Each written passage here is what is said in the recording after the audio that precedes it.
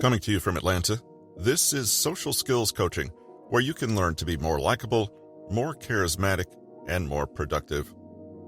Here are your quick hits for May 30th, 2023. We're raising awareness today for multiple sclerosis, a chronic, progressive disease where the insulating covers of the nervous system are damaged. It's also a day to ride your e-bike and, though not at the same time, hug your cat. For our lunch menu today, you're in luck because it's Fakesgiving. I didn't even know this one existed. Fakesgiving is a sarcastic version of the Thanksgiving holiday. It's still a chance to prepare an elaborate meal and gather family around the table for a time of celebration and conversation. To top it off, you can accompany that meal with a mint julep, bourbon, sugar, mint, and ice, and enjoy.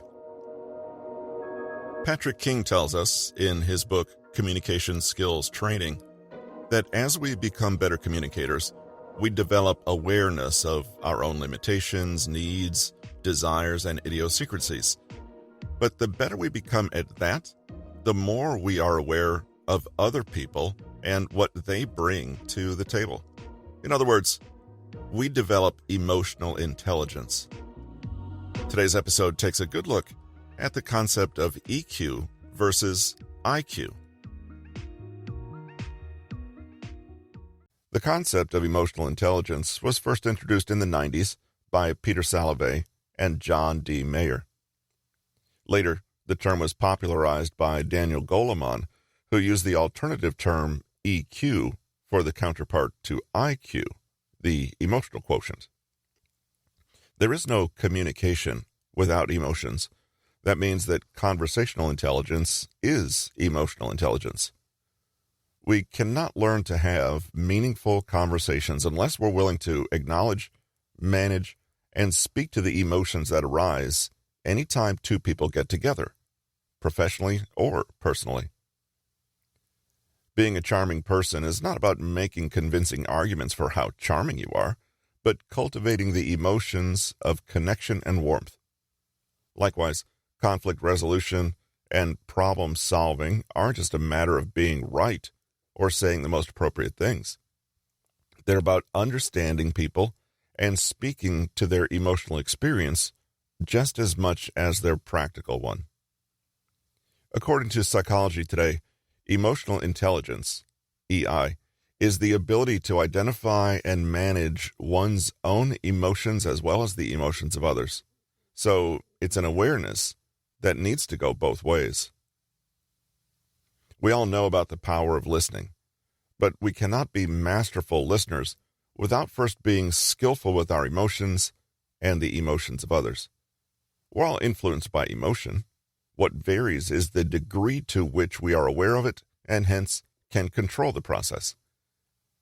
EI is a cluster of 3 separate skills, which we'll see popping up again and again. 1. Emotional awareness of self and others. 2. The ability to harness and use emotions, hint, not suppress them. 3. The ability to manage emotions, i.e., we always choose our actions no matter what. Let's take a look at each one a little more closely. Cultivating emotional awareness.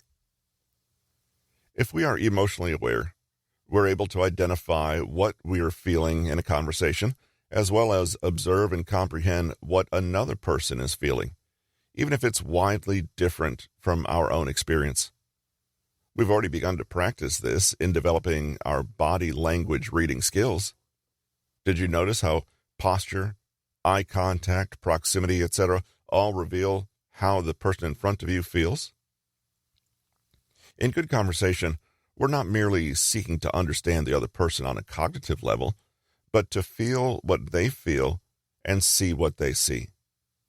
Emotional intelligence is realizing that the most important data that anyone can communicate with you at any time is what they are feeling. The factual content becomes a distant second. Imagine you're talking to someone and you work hard to get your own prejudices, need for control, inflexibility, etc., out of the way so you can really observe this person. You see a hunched posture with hands tightly curled in lap, a low-volume voice, but hurried and disorganized speech, gaze at the floor and hastily avoiding eye contact, corners of the mouth downturned, inner corners of eyebrows pinched toward center of forehead, frequent use of "I'm sorry," and phrases like, "I know this'll sound stupid, but..." Even if you completely ignore the verbal content of what you're told, emotional intelligence means putting all this together to see this person's sadness, low self-esteem, and perhaps anxiety. It's not rocket science to come to this conclusion. Seeing it in bullet points like this makes it easy, right? But when you're out in the world and encountering real people, all this information may well be there, only you're not paying attention to it. Why? Because you're too busy with your own fears, opinions, and what you want to say next. If you are emotionally aware, you may also notice that in this person's presence, you feel a subtle drop in your own energy levels. This is not magic. There's no intuition or gut feeling involved. You're simply aware of what's happening right before your eyes.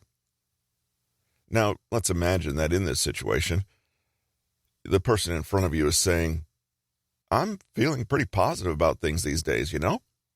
This new job looks promising, and I think there's a lot of opportunity there. I know this will sound stupid, but isn't it strange how scary it can actually be to get what you want? I hoped and prayed that I'd get this job, and now that I have it, it's really great, I guess." If you listened only to the words, you'd miss so much of what this person was communicating. If you were emotionally intelligent, however, you would see a more nuanced view. This person feels as though they should be happy about their new job, but they feel conflicted since they really aren't. Develop this skill. The very next conversation you're in, quickly do a scan of both the other person and yourself and see if you can settle on a single word or phrase to describe their current emotional experience in that conversation. The more you practice quickly doing this in real time, the easier and more automatic it will become. Harnessing those pesky emotions. When you are unaware of emotions, you will necessarily be at their mercy. They will seem to you mysterious, unpredictable, and even annoying.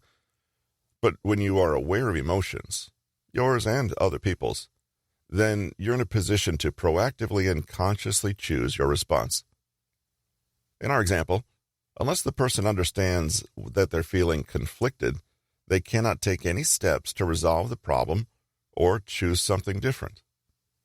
They'll be pushed around by this sense of tension without ever knowing why or how it's happening. Likewise, if you can't be aware for them that this is happening, you're totally unable to understand where they're coming from and cannot even begin to be useful, empathetic, or supportive to them because you don't actually know what they're experiencing or what they need. So you smile broadly and shake their hand and congratulate them for their good fortune in securing such a great job. Any communication between the two of you is necessarily compromised because it lacks a foundation of real emotional awareness. Have you ever felt that some relationships have always seemed to remain shallow and unfulfilling somehow? Do you have people in your life where you think, we never really get one another? Chances are, there's a lack of emotional connection somewhere along the line. With awareness, though, you can harness your experience and put it to use toward the things you consciously decide are important. For example, you can see your friend is struggling, and since you value being a good and empathetic friend, you can say kindly, "Hey, let me know if I've got this all wrong, but you seem a little unsure about this new job. How are you feeling about it?" the level of communication that's possible between the two of you is instantly enhanced. Now, it's possible to learn more about each other, to find solutions, to connect, and to leave a conversation saying, "That person really gets me." How can you harness your own emotions or encourage others to harness theirs? Frequently pause during conversations and check in with yourself. How does your body, heart, and soul feel? Notice what your body is doing and what thoughts are in your mind. Notice what you're saying. There's no need for judgment or premature interpretation. Just stop and do a little awareness check on what you're actually experiencing. You can invite someone else to do the same by reflecting on their experience to heighten their awareness. Describe what you're seeing and hearing. Put labels on emotions and experiences. This seems like a stressful situation, huh? Or, do you think you're feeling a little overwhelmed? Don't underestimate the power of simply asking, "Hey, how are you feeling right now?" You'd be surprised at how seldom some people actually pause and ask themselves this. In any conversation, you can gain control and awareness by slowing down or pausing completely and becoming aware. If you find yourself rushing, literally lean back and take a deep breath. You can still keep the conversation going by asking an open-ended question rather than immediately responding. Finally, the essence of harnessing an emotion is learning to use it. In our example, the emotion of uncertainty and feeling conflicted can actually be a springboard for a really useful conversation about what is generally desired in a work role. It can also be an invitation to ramp up intimacy and connection with a friend. After all, it's only when we can honestly share our vulnerability with someone that we can develop trust and closeness. In this way, feelings that are acknowledged can be put to good use and help create insight, connection, or understanding. Develop this skill. Once you've identified a word or phrase, see if it's possible to include them in the conversation somehow. This can be done even in low-key, superficial conversations. For example, "You seem a little unsure about what I've just said. What do you think?" Or, "I'm not sure what I think about that yet. Can I get back to you?" Emotional management. For some people, the idea of managing emotions sounds wrong. Isn't it a bad idea to try to suppress or deny how you actually feel? But think of emotions like any other biological urge. For example, hunger. You may be in the train station one day and feeling ravenous, and this is a legitimate and natural feeling that you don't need to deny or avoid. Nevertheless, you can manage that sensation by saying, "Oh well, there isn't anything to eat around here, except overpriced junk food, so I'll wait an hour until I get home and have a healthy lunch there instead." It's not that different with emotions. We can accept and acknowledge how we feel with heaps of compassion and self-respect, but at the same time, make conscious choices about how we will behave regardless. Managing emotions is something you can do when you're able to maintain awareness of some higher goal. For example, if your higher goal is to ace an important job interview, it becomes necessary to down-manage your feelings of panic and self-doubt and deliberately seek to create feelings of calm. If you were listening to your friend talk about their fancy new job, and your goal was to be an excellent friend to them, you might choose to intentionally respond in ways that encourage empathy, connection, and closeness. Being aware of and being able to harness and manage emotions may seem a little abstract and complicated, but it doesn't have to be. It all comes down to a shift in mindset. Shifting from being a slave of your emotions to being a master of them and using them as tools. shifting from being reactive to being intentional, deliberate, and conscious, i.e., making a choice. Shifting from seeing emotions as secondary or irrelevant to communication to seeing them as central. People like those who are emotionally intelligent. Those with high EQs have been said to be more effortless communicators and thrive not just in personal relationships, but at work too. In fact, it's hard to imagine a thing that wouldn't be improved with better emotional awareness and mastery. Develop this skill. Now that you're aware of the emotion that you and the other person are feeling, ask how or whether you need to manage it. For example, if you can see that the other person is stressed, you might realize that it's worth saying something to soothe, reassure, or calm them down. Likewise, if you notice that you're angry, you might decide to ask for a timeout so you can cool off and return to the conversation later. Validation as connection. Have you ever vented to someone about something that upset you, only to be told something like, "Come on, you're overreacting"? How did it make you feel to be told this? Validation is something we all seek when we communicate, whether we're conscious of the fact or not. Even if we're unconscious of our need to be validated, however, we know it feels bad to be invalidated. Validation is simply the process of genuinely hearing, seeing, and witnessing another person's lived reality and allowing it to be what it is. When we validate something, we pay attention to it and affirm that what we observe is reasonable, legitimate, worthwhile, or real in some sense. Because of the powerful emotional component hidden in all human interaction, learning to truly validate someone is a potent tool to use in every conversation. If you consistently ensure that you are validating the people around you, all your conversations will feel deeper, more connected, and more harmonious. Sadly, most of us completely misunderstand what validation really is.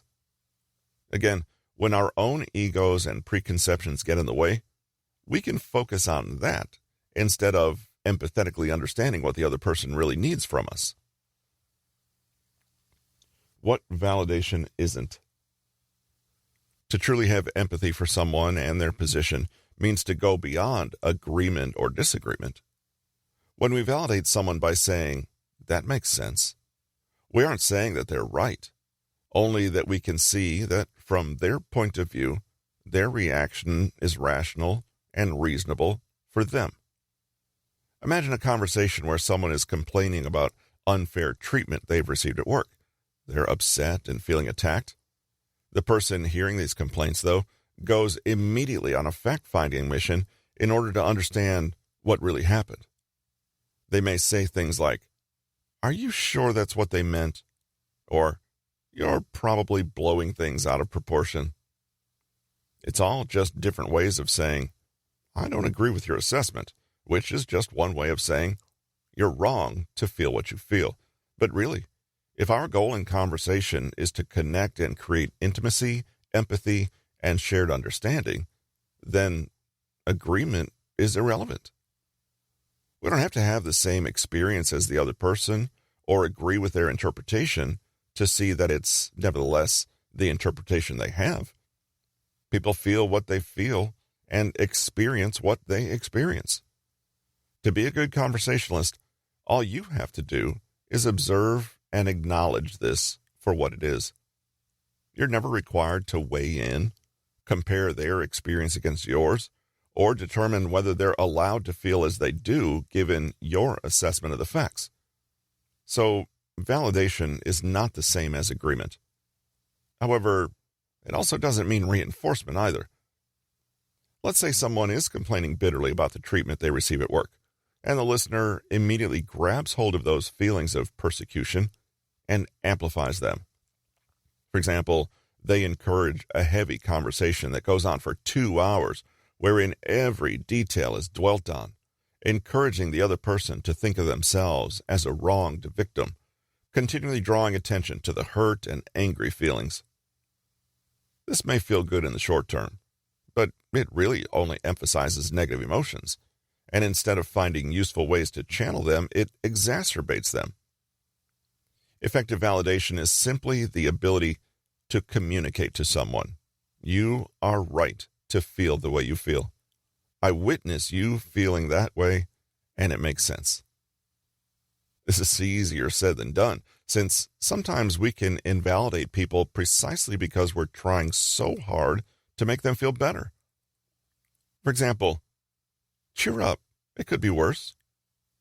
"Don't be silly." "Don't you worry, you'll be fine." "Try to see the positives." "Come on, don't say that." All of the above are usually said by people who genuinely want to help. They may see, for example, that you're feeling down or anxious or angry. To validate this emotion would mean to say, "You're right to feel down or anxious or angry. I witness you feeling that way, and it makes sense." This can be tricky to do because we look at their situation and disagree. If someone says, "I'm such a failure," our knee-jerk response might be to quickly blurt, "No, you're not. Don't say that." But if we do, we're actually invalidating them. You might think, "But how can I validate that they're a failure?" Well, you don't. Remember, it's irrelevant what the content is, and your agreement is not the point. What you validate is their current emotional reality. You're essentially saying, "I can see that you feel upset right now, and you have a right to feel what you feel." Whether they're right or wrong is beside the point. You could, after all, make a compelling argument for why they're not a failure, but it probably wouldn't change the fact that it is indeed how they feel. Another example is when a small child says they're afraid of something. An adult can know for certain that there's nothing to be afraid of. But again, this is not what matters. Instead of saying, "Stop crying now, there's nothing to be afraid of," which only tells the child that there is something wrong or unacceptable about how they feel, say, "I can see you're afraid. I know it's not nice to feel afraid. Would you like me to stay here with you?" It is never wrong to have emotions. They simply are what they are. If we can only refrain from making people feel that their responses are wrong or mistaken or crazy or bad, then we're already halfway to validating them. Simply imagine that everyone you meet is, in fact, the world's leading expert on their own emotions. When it comes to lived experience, assume that everything someone tells you is indeed what is true for them, whether you can understand it personally or not. Anytime we call someone overly sensitive or illogical, or anytime we suggest that there's a right way to feel and they're not doing it, we are invalidating them. If we judge a person for the type, duration, or intensity of their emotion, we are invalidating them. For example, "Wait, you don't want the job you just applied for? That's crazy. I can't believe you're still mad about that. Don't you think you're being a drama queen?" Here, having enough emotional intelligence to identify and name people's emotions can be a wonderful way to validate them. You're not judging them or analyzing them, but simply giving them a name. "It seems like you're so scared right now. I can see that you're angry. It's understandable that you'd be really confused right now." Merely to notice and observe genuine emotions are often validation enough, especially for people who are struggling to put their experience into words. Many people have been chronically invalidated all through life, to the extent that they're not able to label their own feelings very well, and will often feel bad without knowing why. If you can validate them and put a word to what they're feeling, you instantly convey a sense of compassion and empathy that is sorely missing in our world today. As you can imagine, to do this requires that we ourselves are comfortable with our own emotions. After all, how can we accept the feelings of others with compassion if we don't know how to do it for ourselves? Finally, it's worth mentioning the phrase, "I'd feel the same," or similar expressions. This can indeed be validating, but be careful. Like the phrase, "I know how you feel," can feel hollow. Validating someone's feelings by saying that they're the same as your own can backfire. If you genuinely would have thought or felt or acted the same way, then by all means say so. But it's usually more powerful to validate people simply because they feel how they feel, not because you just happen to agree with them.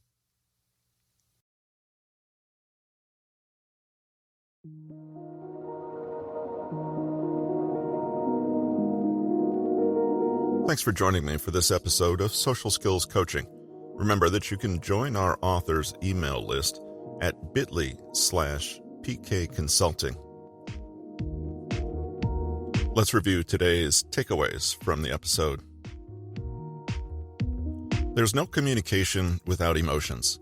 That means that conversational intelligence is emotional intelligence.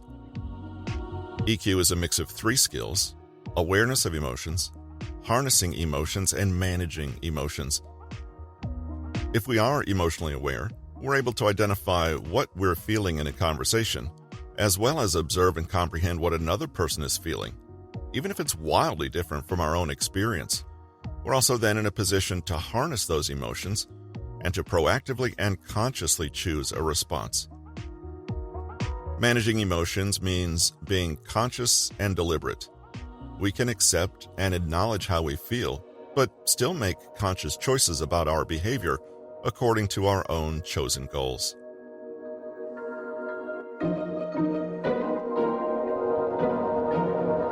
And that brings us to our persons of interest section today. If you are named Jennifer or Sophia, well, today is your day. Celebrities or pseudo-celebrities celebrating birthdays today include Carly Lawrence, the reality star and Instagram model; Mark Shepard, the voice of Michael Ford in The Conduit, if you've played that game; Olivia Ponton, a social media influencer; Remy Ma's birthday. I'm no judge here, but they say Remy Ma is a talented rapper, as well as birthdays for Theo McCoy and CeeLo Green. Today, in 1778, historian and philosopher Voltaire passes away, and he is attributed the phrase, "Common sense is not so common."